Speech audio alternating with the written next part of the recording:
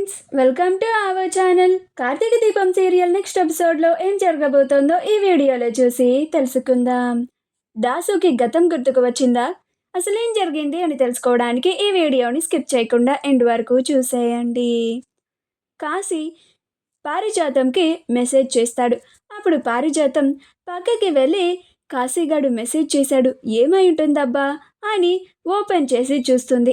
అందులో కాశీ, నానమ్మ నువ్వు వెంటనే మా ఇంటికి రా అని ఉంటుంది. అప్పుడు పారిజాతం, ఇదేంటి ఈ కాశీగాడు ఉన్న పలంగా ఇంటికి రమ్మని మెసేజ్ చేశాడు, ఏమై ఉంటుంది? దాసుగాడికి ఏమన్నా అయిందా, లేక వాడికి గతం ఏమన్నా గుర్తుకు వచ్చిందా? వెళ్ళి చూద్దాం, అసలు నిజమేంటో తెలుస్తుంది కదా. ఆ దాసుగాడిని తల మీద కొట్టింది ఎవరో కూడా వాడికి గుర్తుకు వచ్చి చెప్పేస్తే దాసుగాడిని తల మీద కొట్టాల్సినంత అవసరం ఎవరికి ఉందో తెలిసిపోతుంది అని అనుకుంటూ ఉంటుంది. అలా కాశీ వాళ్ళ ఇంటికి వెళ్ళాలి అని శివనారాయణకి తెలియకుండా ఎలా వెళ్ళాలా అని ఆలోచిస్తూ ఉంటుంది. శౌర్య దీప కార్తీక్లకు వడ్డించి తన చేతులతోనే వాళ్ళిద్దరికి తినిపిస్తూ ఉంటుంది. అలా వాళ్ళ ముగ్గురు మధ్యన ప్రేమని చూసి అనసూయ, కాంచనలు మురిసిపోతూ వాళ్ళు కూడా తింటూ ఉంటారు. అలా అనసూయ, దీప కొంచెం అన్నం పెట్టనా అని అంటుంది. అప్పుడు శౌర్య, నానమ్మ నేను ఉన్నాను కదా, మా అమ్మ నాన్నలకి ఏం కావాలన్నా నేను చూసుకుంటానని చెప్పానా, నేను వడ్డిస్తానని చెప్పానా, నువ్వు తిను అని అంటుంది. అప్పుడు అనసూయ ఓరి గడుగ్గాయ్ అని అంటుంది. అప్పుడు శౌర్య దీపకి అన్నం వడ్డించి తినిపిస్తూ ఉంటుంది. ఇది చూసి కార్తీక్, కాంచనలు నవ్వుతూ ఉంటారు. అలా కాంచన, అక్క ఇంకొకసారి నువ్వు దీపకేమన్నా కావాలని అడిగితే శౌర్య నిన్ను కొట్టేలానే ఉంది, జాగ్రత్త మరి అని అంటుంది.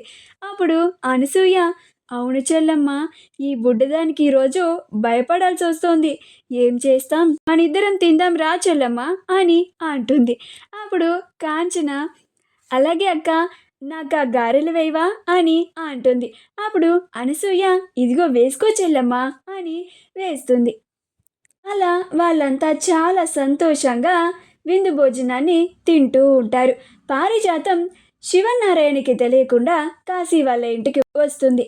అలా అక్కడికి వెళ్ళగానే, ఏంట్రా కాశీ ఉన్న పలంగా ఇక్కడికి రమ్మని మెసేజ్ చేసావు అని అంటుంది. అప్పుడు కాశీ, అదే నానమ్మ, నాన్న ఈ మధ్య ఏంటో వింతగా ప్రవర్తిస్తున్నాడు, అందుకనే ఒకసారి నువ్వు నాన్నతో మాట్లాడతావని నిన్ను రమ్మన్నాను. నాన్న ఏదేదో చెప్తున్నాడు, నాన్న చెప్పేది మాకు అర్థం కావడం లేదు, ఏవో రాతలు కూడా పిచ్చి రాతలు లాగా రాస్తున్నాడు, అవి కూడా మాకు అర్థం కావడం లేదు, కనీసం నీకన్నా అర్థం అవుతుందేమో అని నిన్ను రమ్మన్నాను నానమ్మ అని అంటాడు. అప్పుడు పారిజాతం, ఏంట్రా వాడెక్కడున్నాడు అని అంటుంది.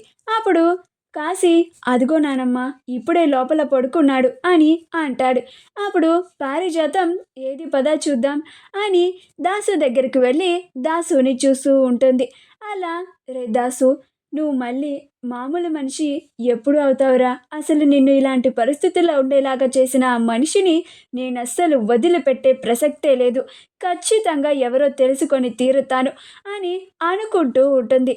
అలా పారిజాతం, రే కాశీ, ఏవో రాశాడన్నావు కదా, అది చూపించు అని అంటుంది.